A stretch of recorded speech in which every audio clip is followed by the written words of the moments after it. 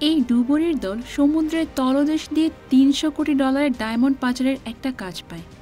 কিন্তু এতগুলো ডায়মন্ডের লোভ সামলাতে না পেরে এই ডুবুরিরা নিজেরা এসে ডায়মন্ড আত্মসাৎ করার দুর্দান্ত একটা মাস্টার প্ল্যান তৈরি করে। তবে এই ডায়মন্ডগুলো ছিল আবার এক ভয়ঙ্কর মাফিয়ার, আর মাফিয়াদের কাছ থেকে ডায়মন্ড ছিনিয়ে নেওয়া তো একদমই সহজ কাজ নয়। যার কারণে এই ডায়মন্ডগুলো চুরি করতে গিয়ে তাদের সামনে আসতে থাকে হাজারো বাধার। এখন কি তারা এই সব বাধা টপকে আদৌ সমুদ্রের নিচ থেকে ওই ৩০০ কোটি টাকার ডায়মন্ড চুরি করতে পারবে, নাকি গভীর সমুদ্রের মাঝেই তাদের প্রাণ হারাতে হবে? হ্যাঁ বন্ধুরা, ঠিক এরকমই একটা টান টান উত্তেজনাপূর্ণ কোরিয়ান মুভি স্মাগলারের গল্প নিয়ে আজকে হাজির হয়েছি আপনাদের সামনে। তো চলুন আর বেশি পক পক না করে ঘুরে আসি মাঝ সমুদ্রের মাঝখানে এক দুর্দান্ত চুরির গল্প থেকে। গল্পের শুরুতেই দেখা যায় একদল ডুবুরি সমুদ্রে মাছ ধরার জন্য রওনা দিয়েছে। সেদিন তারা মাছ ধরার পাশাপাশি অনেকগুলো শামুকও খুঁজে পায়। শামুকগুলো তারা শহরে এনে বিক্রি করে কোনো রকম নিজেদের জীবন চালায়। কিন্তু আজকে তারা যে শামুকগুলো পেয়েছিল তার বেশিরভাগই পচা ছিল। আসলে ওই সমুদ্রের পাশে বেশ কয়েকটা কারখানা নির্মাণ করা হয়েছে, যার ফলে সেখানকার বিষাক্ত পানি সমুদ্রে মিশে শামুকগুলো মরে পচে গিয়েছে। আর এই জন্যই তারা ওই কারখানাকে উদ্দেশ্য করে বিভিন্ন রকম গালমন্দ করতে থাকে। আর এখন যে মেয়েটাকে আমরা দেখতে পাচ্ছি তার নাম হলো সুক, আর এই ডুবুরি টিমের লিডার সুকের বাবা। আর এই মেয়েটির নাম হলো সুনজা। সুক এবং সুনজা অনেক ভালো বন্ধু।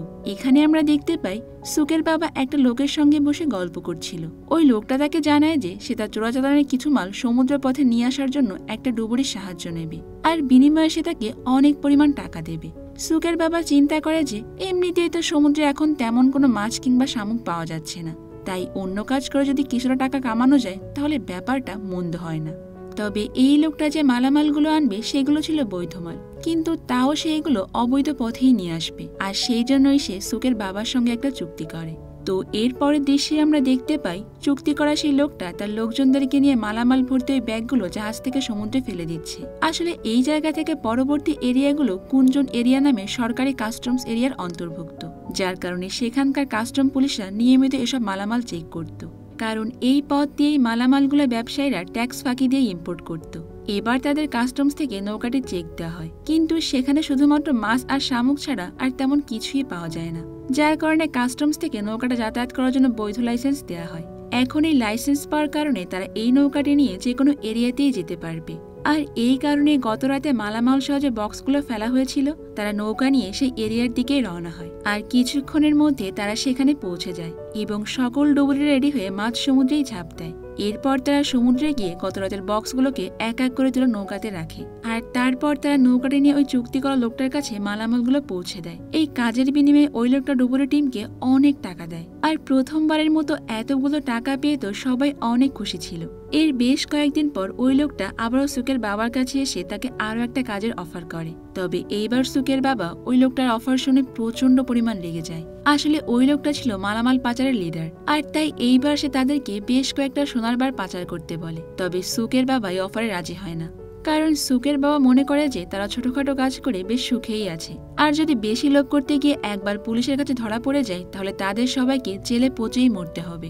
তাই সুকের বাবা তাকে সরাসরি না করে দেয়। কিন্তু ওই লোকটা ছিল একেবারেই নাছোড়বান্দা, কারণ গতবার তো সে এই টিমের কাছে অনেক ভালো সার্ভিস পেয়েছে। তাই সে বুদ্ধি করে সুকের বান্ধবী সুনজাকে অফারটা সম্পর্কে বলে। সে তাদেরকে বলে যে তোমরা এমন ছোটখাটো কাজ করে আর কতদিন চলবে বলো, এবার যদি তোমরা আমার এই কাজটা করে দিতে পারো তাহলে এর বিনিময়ে তোমরা প্রত্যেকে আমার কাছ থেকে এত পরিমাণ টাকা পাবে যে এরপর তোমাদেরকে এসব কাজ করে আর জীবন চালাতে হবে না। বাকিটা জীবন তোমরা শহরে গিয়ে অনেক আরামায়েশ করে কাটিয়ে দিতে পারবে। কিন্তু সুক তার বাবার কথা শুনে একটু দ্বিমত থাকলেও সুনজা তার অফারে রাজি হয়ে যায়। আর তারা যখন সেখান থেকে চলে আসতে থাকে তখন তাদের দলের একটা ছেলে ওই সোনার বারের কথা শুনে ফেলে। আর এই ছেলেটার নাম হলো ডোরি, সেও তাদের ডুবুরের টিমেরই সদস্য। কিন্তু সুনজা তাকে ঝাড়ি মেরে বলে যে এসব উল্টাপাল্টা কথা তুই কোত্থেকে শুনিস, আমরা ওই লোকটার সঙ্গে অন্য একটা ব্যাপারে কথা বলতে গিয়েছিলাম। তো সুনজা এবং সুক অবশেষে প্ল্যান করে যে তারা ওই লোকটার কাজ করবে, কিন্তু আপাতত এই ব্যাপারটা তারা সুকের বাবার থেকে পুরোপুরি গোপন রাখবে, আর পরে কাজ হয়ে গেলে তখন তাকে জানাবে। তো এর কিছুদিন পর তারা আবারও কিছু বক্স তোলার জন্য মাঝ সমুদ্রে চলে আসে। আর সেই চুক্তি করা লোকটা আগে থেকেই সেখানে স্বর্ণের বারের বক্সগুলো রেখে দেয়, যেটা শুধুমাত্র সুক এবং সুনজাই জানত। তাই তারা চুপি চুপি বক্সগুলোকে উঠানোর জন্য সমুদ্রের নিচে চলে যায়।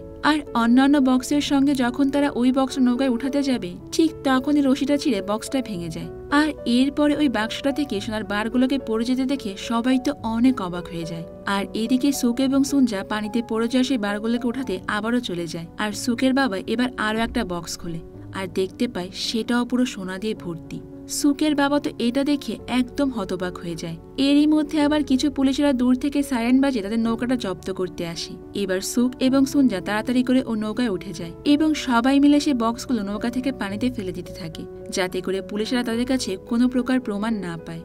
তখন সুকের বাবা তাড়াতাড়ি করে নৌকা স্টার্ট দিয়ে সেখান থেকে চলে যেতে লাগলে তাদের নৌকায় যে নোঙরটা ছিল সেটা সমুদ্রের নিচে গিয়ে একটা পাথরের সঙ্গে আটকে যায়, যার কারণে নৌকাটি আর সামনের দিকে এগোতে পারে না। এই জন্য সবাই মিলে রশিটা টানতে থাকলে রশিটা আছড়ে সেটার আঘাতে সুকের ভাই পানিতে পড়ে যায়। তখন সুকের বাবা তাকে বাঁচানোর জন্য সঙ্গে সঙ্গে পানিতে ঝাঁপ দেয়। আর ওই সময় সুকের ভাইয়ের পায়ে মাছ ধরার জাল আটকে গিয়েছিল। এদিকে আবার নৌকার ইঞ্জিন তখনও চালু ছিল, আর যার কারণে সে জাল নৌকার ফ্যানের সঙ্গে পেঁচিয়ে তারা দুইজনে পানিতে ডুবে যায়। আর তখনই সেখানকার পানি রক্তে পুরো লাল হয়ে যায়। আর তার মানে হলো সুকের বাবা এবং তার ভাই দুইজনে সেখানে মারা যায়। এটা দেখে তো সুক পাগলের মতো করে নৌকা থেকে লাফ দিতে যায়, কিন্তু সবাই মিলে তাকে আটকায়।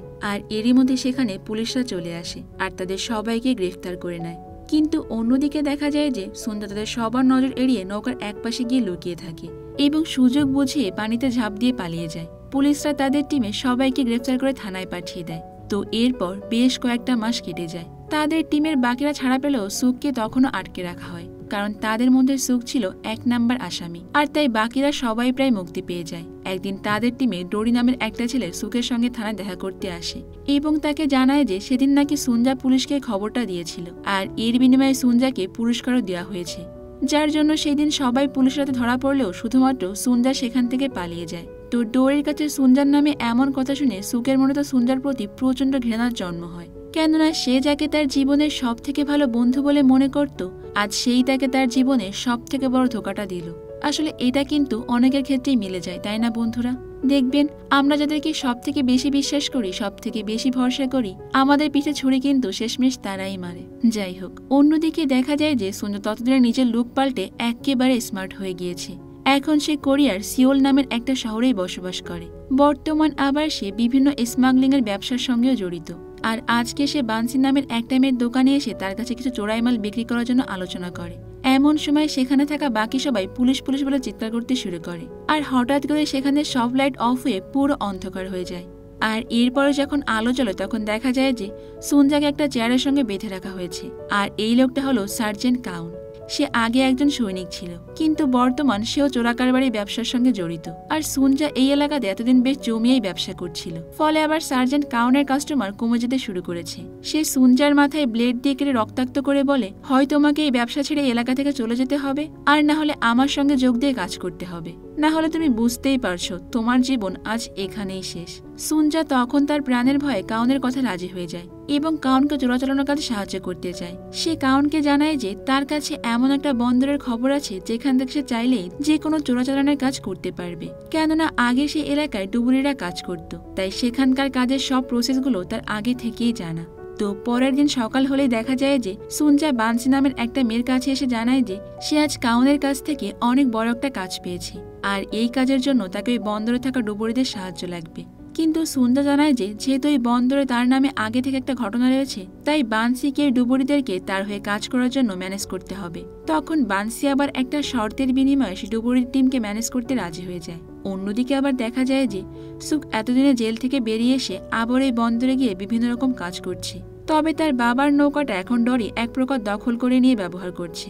এখন ডরি এই এলাকায় নানা রকম ব্যবসা করে অনেক টাকা কামিয়ে একদম স্মার্ট হয়ে গিয়েছে, কিন্তু নৌকাটা সুকের বাবার হওয়া সত্ত্বেও এখন সেটি আর তার দখলে নেই, যার ফলে সুক এখন আর ডুবুরির কাজ না করে অন্যান্য ছোটখাটো কাজ করে কোন রকম দিন পার করে। আর এখানকার সবাই এখন ডরির আন্ডারেই কাজ করে। বলতে গেলে ডরি হলো এখন এই এলাকার চোরাকারবারের লিডার, তো কিছুদিন পর সুঞ্জা সরাসরি ডরির সঙ্গে এসে দেখা করে। আর এতদিন পর ডরি তাকে দেখতে পেয়ে অবাক হয়ে বলে যে তুমি এখানে কেন এসেছো? হ্যাঁ, তোমার মতো বেইমানের সঙ্গে আমি কোনো কথাই বলতে চাই না। তখন সুঞ্জা ডরিকে বলে যে আমার সঙ্গে তোমার কথা বলতে হবে না, কিন্তু তুমি যেহেতু এখানে চোরা কারবারি সামলাও তাই তোমার জন্য বিশাল একটা কাজের অফার রয়েছে। এরপর সুঞ্জা তাকে বলে যে কাউন নামের একজন লোক তোমার এই কুঞ্জন বন্দর দিয়ে তার কিছু মালামাল পাচার করবে, আর তুমি যদি তাকে এই কাজটা করে দাও তাহলে সে তোমাকে অনেক পরিমাণ টাকা দেবে, যেটা তোমার কল্পনারও বাইরে। টাকার কথা শুনে ডরি কিছুক্ষণ ভেবে বলে যে আমি যদি রাজি থাকি তাহলে তোমাকে ফোন করে জানাবো। এরপরের দিনে ডুবুরি দলের একজন মহিলা এসে সুককে জানায় যে তাদের এলাকাতে সুঞ্জাকে দেখা গিয়েছে, আর সে ডরির সঙ্গে বসেই গল্প করছিল। এটা শুনে সুক রেগে গিয়ে ডরির বাড়ি এসে দেখতে পায় যে সেদিনও সুঞ্জা ডরির বাড়িতেই বসে আছে। তাকে দেখে তো সুকের একদম মাথা গরম হয়ে যায়। সে তাকে বলে যে তোর মতো বেইমানের জন্য আমি আমার বাবা আর ভাইকে হারিয়েছি, এমনকি আমি এত বছর ধরে জেলও খেটেছি। কিন্তু সেই দিন যে সুঞ্জা পুলিশকে খবর দিয়েছিল এই ব্যাপারটা সে সুকের কাছে একদম স্বীকার করতে চায় না। আর ঠিক তখনই সুকের চোখ যায় ডরির টেবিলের উপর রাখা তাদের বন্দরে কিছু ছবির উপরে। এটা দেখে সুক সন্দেহ করতে শুরু করে যে সুঞ্জা আবারও নতুন কিছু প্ল্যান করছে। তাই সে ডরিকে নিষেধ করে বলে যে সুঞ্জাকে যেন এই বন্দরে কোনো কাজের সুযোগ করে দেওয়া না হয়। তো এরপর সুক যখন সেখান থেকে চলে যায় তখন ডরি সুঞ্জাকে বলে যে সমুদ্রের নিচ থেকে ওসব বক্স তুলে আনার কাজের জন্য সুকের ডুবুরের টিমটা আমাদের প্রয়োজন। তাদের এই টিম ছাড়া এই কাজটা কোনোভাবেই সম্ভব নয়। তুমি চেষ্টা করে দেখো কোনোভাবে সুককে রাজি করাতে পারো কিনা। তো এরপরেই সুঞ্জা বুদ্ধি করে সুকের কাছে এসে বলে যে তুমি আমাকে ভুল বোঝো না, আমি সেদিন পালিয়ে গিয়েছিলাম কারণ তোমাদের সঙ্গে কাজ করার আগেও আমার একটা খুনের মামলা ছিল, যার কারণে আমি সেদিন পালিয়ে যেতে বাধ্য হয়েছিলাম। সুঞ্জা তাকে বোঝানোর অনেক চেষ্টা করে কারণ সুকের সাহায্য ছাড়া এই কাজটা কোনোভাবেই সম্ভব ছিল না, কিন্তু তবুও সুক তার কথা বিশ্বাস করে না। তখন সুঞ্জা তাকে বলে যে দেখো তোমরা আর কতদিন বা এই কাজটা করে জীবন কাটাবে, আমি একটা ভালো কাজের অফার পেয়েছি, তোমরা কাজটা করে দিলে অনেক পরিমাণ টাকা পাবে আর তোমার লাইফটাও আমার মতো পরিবর্তন হয়ে যাবে। কিন্তু এরপরেও সুক তার কথা রাজি হয় না। তাই সুঞ্জা বলে যে তুমি এই ব্যাপারে একবার ভেবে দেখতে পারো, আর রাজি থাকলে আমাকে ফোন করে জানিও। এটা বলেই সুঞ্জা সেখান থেকে চলে আসে। তো এর কিছুদিন পর সুক নিজেও চিন্তা করে দেখে যে আসলে এই নিম্নমানের জীবন সে আর কতদিন ধরেই বা কাটাবে। তাই সে ফাইনালি সুঞ্জার সঙ্গে দেখা করে। অন্যদিকে পুলিশেরা খবর পেয়ে সুঞ্জাকে ফলো করতে শুরু করে। তারা দেখতে পায় যে সুঞ্জা একটা মেয়ের সঙ্গে বসে গল্প করছে। তো সুঞ্জা সেখান থেকে চলে গেলে পুলিশরা বানসিকে গ্রেফতার করে হুমকি দেয় এবং তার ব্যবসা বন্ধ করে দেওয়ার হুমকি দিয়ে বলে যে সুঞ্জা তোমাকে কি কি বলেছে সেটা আমাদেরকে বলো। আর তারপরে বানসি কোনো উপায় না পেয়ে পুলিশের কাছে সবকিছুই খুলে বলে। বানসি তাদেরকে বলে যে আগামীকাল ঠিক 12টায় কুঞ্জন বন্দর থেকে একটু দূরে তারা চোরাচালানের কয়টা বক্স সমুদ্র থেকে ওঠাবে। আর অন্যদিকে দেখা যায় যে সুক এবং সুঞ্জা তাদের প্ল্যান অনুযায়ী রেডি হয়ে সেই জায়গায় চলে আসে। অর্থাৎ আজকে তারা দুপুর 12টায় ওই সার্জেন্টের চোরাচালানের বক্সগুলো সমুদ্র থেকে উঠাবে। তো এরপর যখন তারা সেগুলো ওঠানোর জন্য সমুদ্রে ঝাঁপ দেয় ঠিক তখনই পুলিশরা সেখানে এসে নৌকাটা জব্দ করে ফেলে, কিন্তু পুলিশরা সেখানে কোনো মালামালি খুঁজে পায় না। তো এরপরে এই ঘটনা ঠিক আগের সিনটা দেখানো হয়। আসলে যেদিন পুলিশ সুঞ্জাকে ফলো করছিল সেটা সুঞ্জা আগে থেকেই দেখতে পেয়েছিল। তাই সে প্ল্যান করে বানসিকে দিয়ে বলেছিল যে তারা আজ দুপুর 12টায় সমুদ্রে নামবে, কিন্তু তাদের প্ল্যান ছিল যে তারা সকাল 9টার দিকে তাদের কাজ কমপ্লিট করবে, যার কারণে পুলিশ এখানে আসলেও আর কিছুই খুঁজে পাবে না। তবে পুলিশরা গোপন খবর পেয়ে সেখানে দুপুর 12টার আগেই চলে এসেছিল। যদিও পুলিশরা সেখানে নৌকা তল্লাশি করে তেমন কিছুই পায় না, কারণ সুঞ্জারা সন্দেহ করেছিল পুলিশরা 12টার আগেই আসতে পারে। তাই তারা একটা লোকের মাধ্যমে সেখানের কয়েকজন পুলিশকে আগে থেকে কিছু টাকা দিয়ে ম্যানেজ করেছিল, যাতে করে সেখানের পুলিশরা অল্প খোঁজাখুঁজি করে তাদের বসকে জানায় যে সেখানে আসলে কিছুই পাওয়া যায়নি। অন্যদিকে তারা পুলিশের চোখকে ফাঁকি দিয়ে কাউনের কাজটা সফলভাবেই করতে পারে, আর এর কারণে তারা আনন্দে পার্টি করতে শুরু করে। আর তারা তাদের ভাগের টাকাগুলো পেয়ে বেশ খুশি হয়ে যায়। কিন্তু সেখানে ডোরির আচরণ দেখে কাউনের তার প্রতি একটু সন্দেহ হয়। এরপরের দিনে কাউন সুঞ্জাকে পার্সোনালি ডেকে নিয়ে ডোরির কিছু ছবি দেখায়। আর ওই ছবিতে দেখা যায় যে ডোরি এবং ওই পুলিশের ইন্সপেক্টর একসঙ্গে কিছু একটা নিয়ে গোপনে আলোচনা করছে। এরপরে কাউনের রহস্যটা বের করে ফেলে। আসলে ইন্সপেক্টরের সঙ্গে ডোরির গোপনে হাত রয়েছে, যার কারণে ইন্সপেক্টর ইদানিং কাউনের পেছনেই লেগেছে। আর তাই কাউন সুঞ্জাকে বলে যে আমাদের পরবর্তী যে কাজটা রয়েছে সেটা কমপ্লিট করার সঙ্গে সঙ্গে আমি ডোরিকে মেরে ফেলবো। তো এরপরে সুঞ্জা কাউনের কাছ থেকে ছবিগুলো নিয়ে সরাসরি সুকের কাছেই চলে যায় আর তাকে বলে যে নৌকায় যে পুলিশে তোমাদেরকে গ্রেফতার করেছিল এরপর আমি ওই সাপ্লায়ারের সঙ্গে কথা বলেছিলাম, কিন্তু সেও কাউকে কিন্তু ওই চোরাচালানের কথা জানায়নি। তাহলে আমি, তুমি, সাপ্লায়ার এবং ডোরি ওই স্বর্ণ চোরাচালানের কথা জানতাম। আসলে ডোরি পুলিশ ইন্সপেক্টরকে খবরটা দিয়েছিল, আর ডোরি পরবর্তীতে সাপ্লায়ারকেও মেরে ফেলেছে। আর তাই পুলিশ কাস্টমস থেকে কোনোদিন নিউজে হয়নি যে তারা এই বারগুলোকে উদ্ধার করেছে, কারণ ইন্সপেক্টর আর ডোরি মিলে সবকিছু ধামাচাপা দিয়ে নিজেরাই ভাগাভাগি করে নিয়েছে। আর যার কারণে ডোরি পরবর্তীতে ধনী হয়ে গিয়েছে, আর আমরা শুধু শুধু একে অপরকে ভুল বুঝেছি। সুঞ্জা আরো বলে যে আমি এতদিন বেইমানি অপবাদটা সহ্য করেছিলাম কারণ আমার কাছে কোনো প্রমাণ ছিল না, আর ডোরির জন্যই আজকে আমাদের সবার এই অবস্থা হয়েছে। আর এরপরে সুঞ্জার প্রতি সুকের যে ভুল ধারণাটা ছিল সেটা একেবারেই চলে যায়। তো অন্যদিকে দেখা যায় যে ডোরি এতদিন ধরে যে কাজের জন্য টাকা পেত তা নিয়ে সে একদমই সন্তুষ্ট ছিল না। তাই সে ভাবতে থাকে যে কিভাবে এর থেকে আরো বেশি টাকা পাওয়া যায়। এই জন্যই সে তার দলবল নিয়ে প্ল্যান করে যে এবার সে কাউনকেই মেরে ফেলবে এবং তার সমস্ত মালামাল নিজেই লুট করে নেবে। মানে একদিকে ডোরি কাউনকে মেরে ফেলতে চায় আর অন্যদিকে কাউন ডোরিকে মেরে ফেলতে চায়। আর এবার কিন্তু এই মিশনে ইন্সপেক্টরও জড়িত ছিল, কারণ এবারের মিশনটা ছিল $300 কোটি ডায়মন্ড পাচারের কাজ। তাই তারা প্রত্যেকেই ডায়মন্ডগুলো পাওয়ার জন্য একে অপরকে মেরে ফেলার বিভিন্ন রকম প্ল্যান করতে থাকে। কিন্তু তারা কেউ কখনো কল্পনা করতে পারে না যে যতই তারা প্ল্যান করুক না কেন, ওইদিকে তাদের সবাইকে ফাঁকি দিয়ে সে ডায়মন্ডগুলো নিজের করে পাওয়ার জন্য সুক এবং সুঞ্জা অলরেডি মাস্টার প্ল্যান বানিয়ে বসে আছে। আর তাদের এই প্ল্যানে এবার বানসি নামে সেই মেয়েটাও যোগ দিয়েছে। সুঞ্জা সবাইকে বলে যে প্রথমে ডোরি এবং ইন্সপেক্টরের মধ্যে ঝামেলা বাঁধিয়ে দিতে হবে, কারণ যদি ডোরি এবং ইন্সপেক্টরের মধ্যে একটা ঝামেলা তৈরি করে দেওয়া যায় তাহলে তাদের কাছে এই মিশনটা আরো সহজ হয়ে যাবে। আর অন্যদিকে কাউন তাদেরকে জানিয়ে দেয় যে এই ডায়মন্ডগুলোকে নিয়ে তাদের শিপ অলরেডি রওনা দিয়ে দিয়েছে। এদিকে প্ল্যান অনুযায়ী বানসি লুকিয়ে লুকিয়ে থানায় প্রবেশ করে। আসলে সেখানে একটা পুলিশের সঙ্গে তার গোপন প্রেমের সম্পর্ক ছিল। সেখানে পৌঁছলেই অন্যদিকে সুঞ্জা ফায়ার সার্ভিসে কল করে বলে যে এই থানাতে আগুন লেগেছে, যার কারণে ফায়ার কর্মীরা সাইরেন বাজিয়ে থানাতে জড়ো হয়ে যায়। ফলে সব পুলিশেরা সেখানে ছুটে আসে, কিন্তু দেখা যায় যে সেখানে আসলে কোনো আগুনই লাগেনি। আর এই ফাঁকে বান্তি সেখানকার ইন্সপেক্টরের অবৈধ ফাইল চুরি করে সেখান থেকে দ্রুতই পালিয়ে আসে। এরপর তারা 3 জন মিলে সেই ফাইলটা ডোরির আলমারিতেই রেখে দেয়। অন্যদিকে ডোরি তার দলবল নিয়ে কাউনের উপর আক্রমণ করে। সেখানে তো প্রচন্ড রকম এলোপাতারি মারামারি চলতে থাকে, যার ফলে এক পর্যায়ে কাউন অনেক আহত হয়ে যায়। এরপরে ডোরি সেখানে সুঞ্জাকে দেখতে পেয়ে মারতে আসলে সুঞ্জা বলে যে তোমরা যে ডায়মন্ডগুলোর জন্য এত কিছু করছো, কাউন সেটার লোকেশন অনেক আগেই চেঞ্জ করে নিয়েছে, আর কোন জায়গাতে জাহাজটা আসবে সেটা একমাত্র আমি আর কাউনই জানি। এবার ডোরি এই জাহাজের লোকেশনের বিনিময়ে সুঞ্জাকে সেখান থেকে নিয়ে যায়। এইদিকে সে ইন্সপেক্টর জেনে যায় যে তার ফাইলটা থানা থেকে বানসি চুরি করেছে। তাই ইন্সপেক্টর বানসির বাসায় এসে তাকে প্রচন্ড মারধর করতে থাকে। তখন বানসি তাকে বুদ্ধি করে বলে যে ডরি আমাকে ফাইলটা চুরি করতে পাঠিয়েছিল এবং সেটা চুরি না করলে সে আমাকে মেরে ফেলার হুমকিও দিয়েছিল, তাই আমি বাধ্য হয়ে সেটা চুরি করেছি। মানে ফাইল চুরির দোষটা বানসি পুরোপুরি ডরির ওপরে চাপিয়ে দেয়। ঠিক তখনই সুক এসে তাকে জানায় যে জাহাজে করে যে ডায়মন্ডগুলো আসছে সেগুলো পাওয়ার জন্য ডরি আপনাকে এবং কাউনকে মেরে সব নিজের করে নেবে এবং এতক্ষণে হয়তো সে কাউনকে মেরেও ফেলেছে, এবার হয়তো সে আপনাকে মারবে। এসব শুনতে ইন্সপেক্টর খুবই অবাক হয়ে যায়। সে সুককে বলে যে তুমি এত কিছু কি করে জানলে? সুক বলে যে আমার সঙ্গে তার চুক্তি হয়েছিল, আমি যদি আমার ডুবুরি টিমকে দিয়ে তার কাজটা করিয়ে দিতে পারি তাহলে সে আমার বাবার নৌকাটা আমাকে ফিরিয়ে দেবে এবং বিনিময়ে সে আমাকে এবার কিছু ডায়মন্ডও দেবে। এটা শুনতে ইন্সপেক্টরের মাথা একদমই গরম হয়ে যায়। সে সরাসরি ডোরির বাসায় এসে আলমারিটা খুলে সে ফাইলটা পেয়ে যায়। এবার ডোরির উপর ইন্সপেক্টরের সন্দেহ আরো বেড়ে যায়। এরই মধ্যে আবার বানসি হঠাৎ করেই কান্না করে ইন্সপেক্টর এবং ডোরিকে বলে যে আমি তোমার ফাইলের কথা ইন্সপেক্টরকে জানিয়ে দিয়েছি। এদিকে ডোরি তো পুরোপুরি অবাক হয়ে যায়। সে ভাবে যে তার সঙ্গে এসব কি হচ্ছে, কারণ সে তো সব ফাইলের ব্যাপারে কিছুই জানে না। ইন্সপেক্টর তখন তো ডোরিকে মারধর করতে থাকে। তখন ডোরি জানায় যে আজকে সে ওই ডায়মন্ডের ব্যাপারে জেনেছে আর সেই ফাইলের ব্যাপারে আসলে কিছুই জানে না। এখানেই সুক এবং সুঞ্জা বুঝতে পেরে যায় যে এভাবে যদি ইন্সপেক্টর এবং ডোরির মধ্যে খোলাখুলি কথা হতে থাকে তাহলে হয়তো ফাইলটাকে চুরি করেছে সেটা খুব সহজেই বেরিয়ে আসবে। তাই তাদের কথার মোড় ঘুরিয়ে দেওয়ার জন্য সুঞ্জা বলে যে সেই ডায়মন্ডের জাহাজটা অলরেডি সেখানে পৌঁছে গিয়েছে এবং বক্সগুলো তারা পানিতে ফেলেও দিয়েছে। তাই আর সময় নষ্ট না করে আমাদের উচিত দ্রুত সেখানে গিয়ে বক্সগুলোকে উঠিয়ে নেওয়া। ডায়মন্ডগুলো সেখানে পৌঁছানোর কথা শুনে তো ইন্সপেক্টরের মাথা একদম ঘুরে যায়।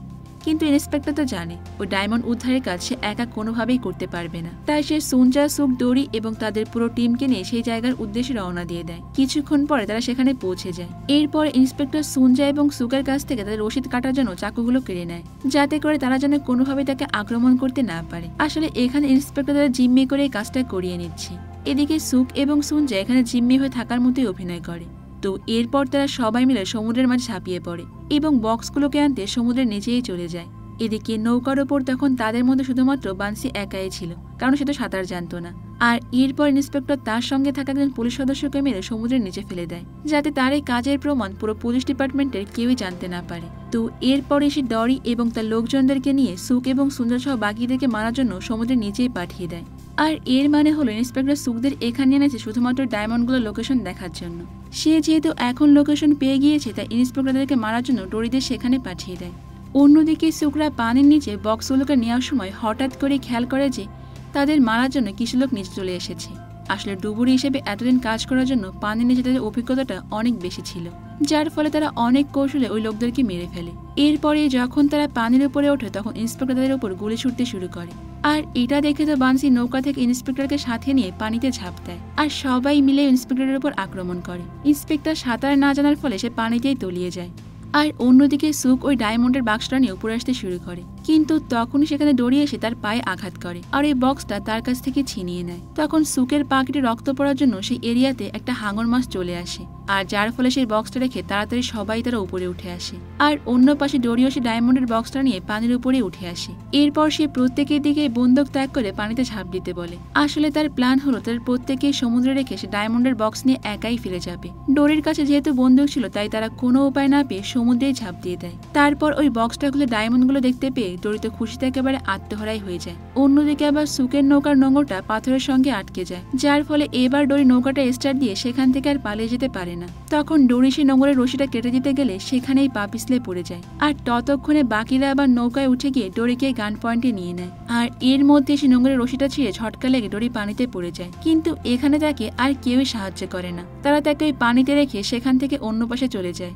আর একটু পরেই সেখানে বড় একটা হাঙর এসে ডোরিকে পুরোপুরি গ্রাস করে ফেলে। অন্যদিকে সুক তার বাবার নৌকাটার ইঞ্জিন রুমে যায় এবং সেগুলো ছুঁয়ে দেখে তার বাবার কথাই মনে করতে থাকে। আর এরপর সুঞ্জা সহ বাকিরা সেখানে এসে সুককে তাদের ক্যাপ্টেন হিসেবেই ঘোষণা দেয় এবং তাকে তারা সবাই মিলে অনেক সম্মান জানায়। আর এর কিছুক্ষণ পরে তারা তাদের সেই কাঙ্ক্ষিত ডায়মন্ডের বক্সটা খুলে এবং সেখানে ডায়মন্ড আর সোনার বার দেখে তো তারা প্রচন্ড খুশি হয়ে যায়। আর এতগুলো ডায়মন্ড একসঙ্গে পাওয়ার জন্য তারা সবাই তো খুশিতে অনেক আনন্দ করতে থাকে। আর এমনই একটা আনন্দঘন মুহূর্তের মাধ্যমে আমাদের আজকের এই দুর্দান্ত স্মাগলিং এর গল্পটা এখানেই শেষ হয়ে যায়। তো বন্ধুরা, আজকের গল্পটা আপনাদের কাছে কেমন লেগেছে সেটা কিন্তু আমাকে কমেন্ট করে অবশ্যই জানাবেন।